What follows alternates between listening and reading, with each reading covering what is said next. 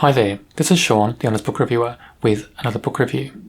In this video we're discussing Petals in the Wind, written by Virginia Andrews. It's a sequel to Flowers in the Attic, and it starts immediately after the end of book one. Now this book is very over the top in many sections. It's very powerful in many sections. Some sections I don't think was very good at all. So it's a great mixture of things in this book. I also think it's very provocative. It's very emotive. There's so much, melodrama going on in this book, and it just drips off the pages basically in some sections. It feels very much like a soap opera, and again, many of the characters in this book are written so well, and we're introduced to many new characters in this book because our three main characters, our three surviving siblings, because in book one we lost Corey, our three surviving siblings are headed off into a different town because they escaped the attic at the end of book one. This book starts immediately after the ending of book one. Our three surviving siblings, Chris, Kathy and Carrie, are on a bus escaping the house and the attic and the bedroom where they were held captive for over 3 years. Corey, the other twin, he dies in book one. So we don't have Corey anymore in this series. That was a very sad moment in the first book. Unfortunately, what happens on the bus is Carrie gets very ill, violently ill, and luckily there's somebody on the bus who's a housekeeper for a doctor. This lady can't speak really, but she writes a note, gives to the kids to say, get off the bus, go to this address, and this doctor will help you. So they do. And this moment when they meet the doctor and the doctor agrees to help them, I thought was a bit strange in the book, because what happens is they tell him the story of what happened to them in the attic, in their bedroom. He believes them, and then he says, you can stay with me. I've got a big house, you can stay with me, and guess what, I'll adopt you even. That was a bit strange in the book, it happened so quickly. And in this story, when that happens, there's little looks between Kathy, the middle child, and this guy. And that was a bit strange as well, because immediately you start to think, what's going on here? Is this guy only letting them stay because of Kathy? And we do find out more about that as the book goes on. Overall, this book is about a few main themes. The first theme is about the quest for vengeance and how that affects the people seeking vengeance. And it affects people in positive ways and negative ways in this book. I thought that was a very strong theme, especially with Kathy. Kathy is the main one seeking vengeance against her mother. And she goes about doing it in different ways. And as the book goes on, that scheme develops. And she does finally get away in this book. So just a spoiler alert, that does happen. But I found it interesting to see all her plans. And they don't always work in the way she hoped. And they don't always give her the benefit or the feeling she hoped either. So it's a very interesting way to explore vengeance in this book. This book also explores how that time in the attic in book one affected each kid, and it impacts them in different ways. Now, I thought that was very interesting. And we see Chris being able to go ahead and do his medical studies. And he doesn't seem to be stuck on wanting vengeance. He just wants to get his life organised, do the best he can for himself. Carrie, the youngest, is affected quite a lot because in the attic, she didn't grow very much because of malnutrition.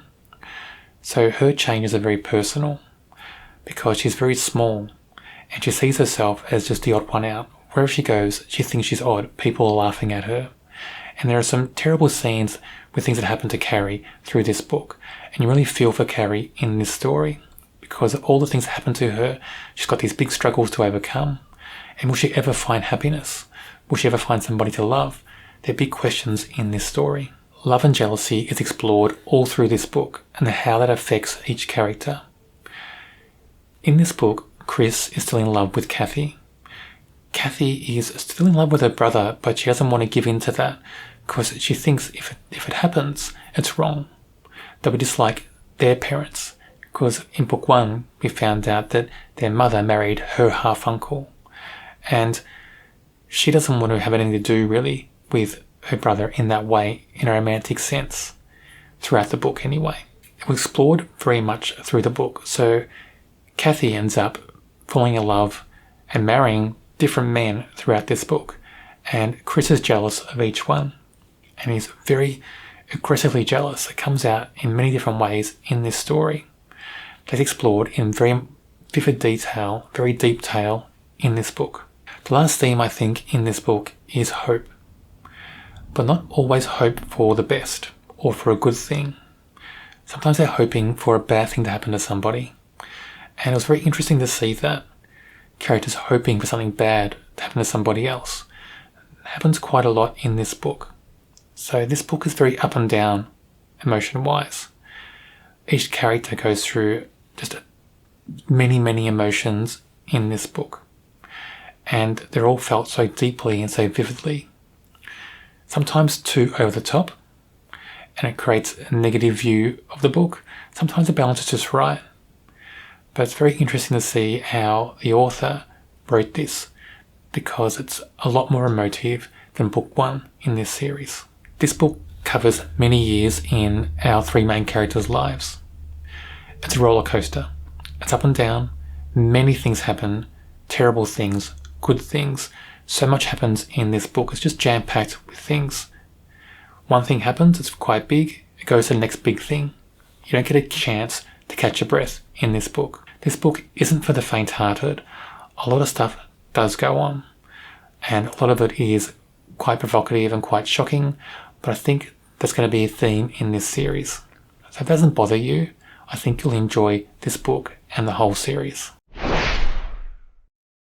I won't mention the 3 main characters in this section. We did talk about them in video 1 on this series, and maybe in a later book in the series I'll return to them to see how they've changed. The first I'll talk about is Paul from this book. Paul is a doctor that lets them stay with them and then adopts them. He's also someone who falls in love with Kathy, and Kathy and Paul end up marrying in this book.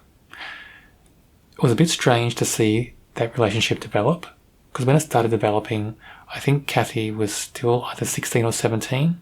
So that was a bit strange seeing this guy who was nearly 40 being romantically involved with somebody who was 16 or 17. So that's one of the shocking things I think that happens in this book. But Paul's a character. He's got a lot of light and shade. You do wonder about his motives at the start of the book.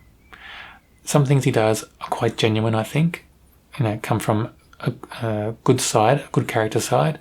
I think sometimes it comes from a bad character traits in this character. So I think he's an interesting mixture of things in this book. Julian is a ballet dancer, and he's a dancer that Kathy falls in love with. So Kathy had this dream of being a dancer, and she fulfills that dream in this book.